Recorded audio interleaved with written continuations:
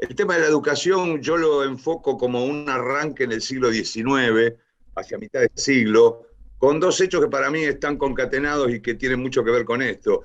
De 1845, el concepto, la dicotomía, la fabulosa metáfora de Sarmiento de civilización o barbarie, y en 1884 la ley 1420 de educación pública y obligatoria. En esta relación de estos dos hechos, en ese lapso de 40 años, hay cosas positivas y cosas negativas.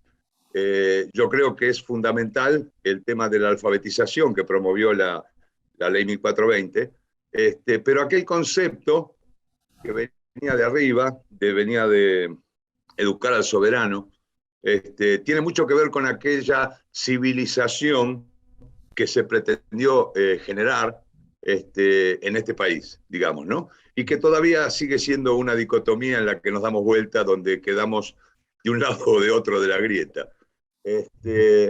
Después me parece que la educación es un hecho que no debiera tomarse como estanco, debiera ser una cosa dinámica, tan dinámica como la cultura. Digamos, la cultura es la forma que tiene cualquier pueblo de resolver sus ecuaciones históricas, digamos, ¿no? Y en este sentido, la cultura va sucediendo en el tiempo y va teniendo modificaciones. Y la educación debiera acompañar ese sentido evolutivo de la cultura. Y ahí me parece que, digamos, pasado ese proceso de alfabetización, hay una normatización o un formateo por medio de la educación para que todos estemos dentro de esa cultura, dentro de esa civilización, por decirlo de alguna manera, ¿no? Yo creo, hay un concepto que no comparto para nada, que se da muchas veces en todos los ámbitos educativos. He tenido oportunidad, gracias a Dios, de trabajar en primaria, en secundaria y ahora en universidades, y siempre trasunta por lo bajo ese concepto del frasco vacío del estudiante, ¿no? El frasco vacío donde debe cargarse una serie de cuestiones que son esas normas formativas para participar de este proceso civilizatorio, por decirlo de alguna manera, o de la civilización en general. Y en realidad se desoye lo que es la subjetividad de cada uno de esos estudiantes que vienen, que ya tiene una cultura, que no es un frasco vacío, sino que tiene un montón de cosas que ha ido viviendo y que ha ido incorporando a través de los años. Entonces, ahí hay como una dicotomía donde me parece que la educación, no en vano, en líneas generales, los que hablan de educación son los que podríamos llamar los civilizados de derecha, por decirlo de alguna manera. Y piden esa educación porque es la herramienta que sirve para que la gente se adecue a un sistema que de movida lo tiene excluido o excluye a esa gente. Eso es un poco la relación que veo.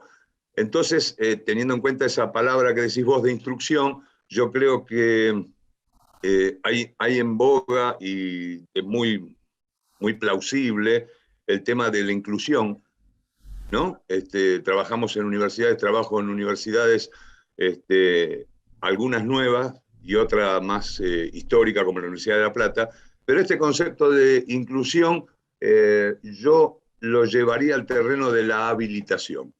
O sea, yo creo que la educación debería habilitar al estudiante y no incluirlo en un sistema que ya de por sí lo tiene excluido o lo excluye. Eso es lo que veo un poco con el tema este. Siguiendo el hilo de su discurso, si no entiendo mal, lo que sería la barbarie sería la rebeldía, que hoy no se ve mucho en los alumnos ni se ve mucho en la sociedad. Es decir, este intento de no encajar en un sistema que ya está armado, sino ver cómo lo podemos cambiar, modificar o hacerlo más favorable a nosotros. Claro, porque aquel concepto de civilización o barbarie, en términos de pensadores importantes para nuestro país como Jauretche, él hablaba de que era un concepto de desnacionalizar, de eliminar lo propio, ¿sí? O sea, de eliminar aquello que llamamos la conciencia nacional. Esa conciencia nacional, eso lo propio, es esa cultura que hablábamos antes, ¿no? De cómo resolver nuestros problemas, nuestras ecuaciones históricas.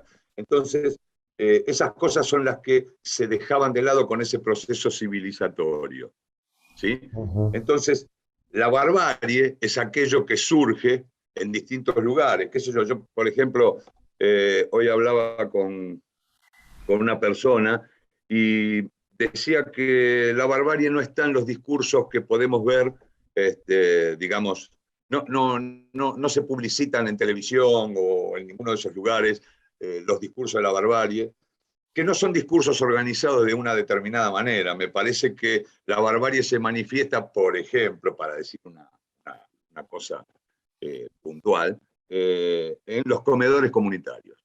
Eso me parece que es la barbarie. El sistema, la civilización, ha excluido a un montón de gente del sistema por medio de la pobreza, del hambre, etcétera, etcétera. Y esa misma barbarie se da la solución de alguna manera, a sus propias necesidades inmediatas. Ujú. ¿Sí? Entonces no hay sistema, esto no aparece en distintos lugares, si bien el gobierno actual tiene un montón brinda un montón de ayuda a esa gente que está sumergida en la pobreza, sumergida en la miseria, sin laburo, etcétera, etcétera, me parece que la barbarie se manifiesta en cómo resuelven ellos mismos sus propias necesidades. Y ahí surge la solidaridad, el compañerismo, el otro, ¿sí? Que siempre está excluido, digamos, de alguna manera. O se trata de invisibilizar al otro. O sea que la barbarie no es tan bárbara desde el punto de vista de lo que nosotros estamos viendo o de lo que estamos analizando. La barbaridad es el pueblo tratando de darse soluciones. Tal cual. O sea, yo creo que la barbarie es una nominación que hace del pueblo un proceso civilizatorio. Esto lo hemos visto en la historia muchas veces. Generar un conflicto, la barbarie, y brindar una solución que lo que termina haciendo es exterminar, de alguna manera, invisibilizar o ocultar aquella barbarie y sus propias necesidades. O Ujú. sea, eh, la barbarie es lo que no encaja dentro de ese sistema civilizatorio, lo que se escapa, lo que corre por los bordes, por las periferias. Eso no está contenido dentro de ese proceso civilizatorio. Entonces me parece que esa es la barbarie, lo que se denomina barbarie, la forma en que el pueblo resuelve sus cosas, que por ahí no son políticamente correctas, pero son la forma en que tiene de solucionarlo porque si no, no se soluciona. Y en esta época, ¿Sí? donde las redes sociales, las plataformas ocupan el lugar que ocupan, ¿no? En esta época que está ya muy bien mencionada por Bauman como una modernidad líquida, ¿no? ¿Cómo se puede luchar contra eso? Desde la docencia y desde... La docencia es política, ¿no? También, o sea, pero desde la docencia, por ejemplo. Por supuesto. Yo creo que el primer problema, eh, y ya hablo, dejo de lado la escuela primaria, que me parece que es un proceso de alfabetización importantísimo, pero ya en la escuela secundaria empieza a pasar aquello que me dijo una vez una vicedirectora de una escuela, de que la etapa del secundario eran 5 años de reducir el número de desocupados. O sea, durante esos 5 años no existe una formación que a la persona la haga crecer de alguna manera, simplemente no está accediendo a un mercado de trabajo. Y cuando vamos a la educación superior, universitaria, ahí tenemos las profesiones liberales, o que se llamaban liberales, y tenemos otras formaciones que son más de capacitación. ¿Sí? No sé Sí. si se entiende la diferencia. Yo creo que en esa formación de las disciplinas laborales, hay como, y también en disciplinas artísticas, ¿no? En mi caso, el arte lo veo, hay como una reproducción de objetividades que fueron subjetividades de otros, ¿sí? Para transmitir ciertos recursos técnicos de cómo incorporarte a un sistema que ya está armado.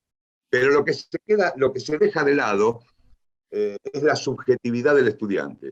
No se fomenta la subjetividad, no se escucha la subjetividad. O sea, Freire, muy admirado por mí, o sea, decía que la educación iba a estar en crisis siempre que los docentes brinden respuestas a preguntas que los estudiantes no hicieron.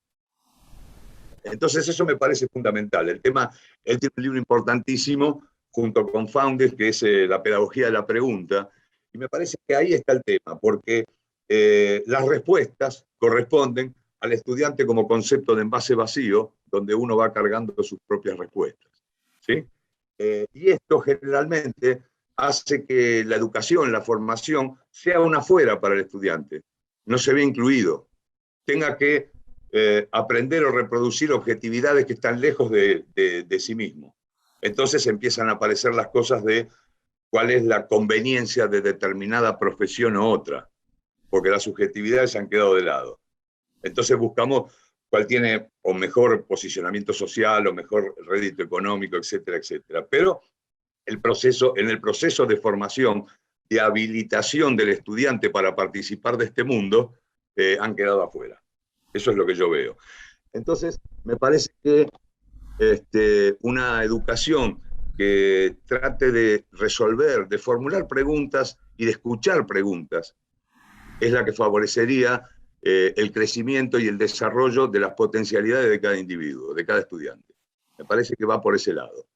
Mientras estemos arriba de un pedestal, bajando nuestros conocimientos y el estudiante tenga que recibirlos e incorporarlos y no sepa para qué, estaremos muy lejos de construir o de tener una educación que sea habilitante de esa persona para vivir en el mundo. Eso es lo que en líneas generales pediría como salida o como respuesta o como posibilidad de trabajo.